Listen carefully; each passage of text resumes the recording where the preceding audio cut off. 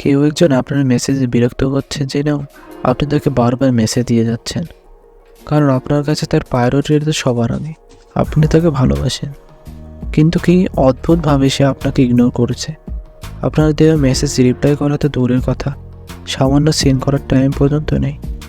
আসলে আমরা প্রত্যেকটা মানুষ সবসময় ভুল মানুষের পিছনে ঘুরি, যে কখনো আমাদের হবে না।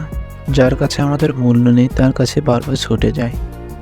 আর এভাবে চাওয়া না চাওয়ার মাঝে কেটে যাবে অনেকগুলো বছর, কেটে যাবে মানুষের অনুভূতি।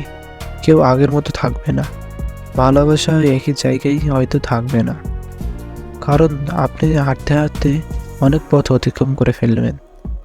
আর হাঁটার পথে একদিন না একদিন আপনার জীবনে সঠিক মানুষের সন্ধান পেয়ে যাবেন।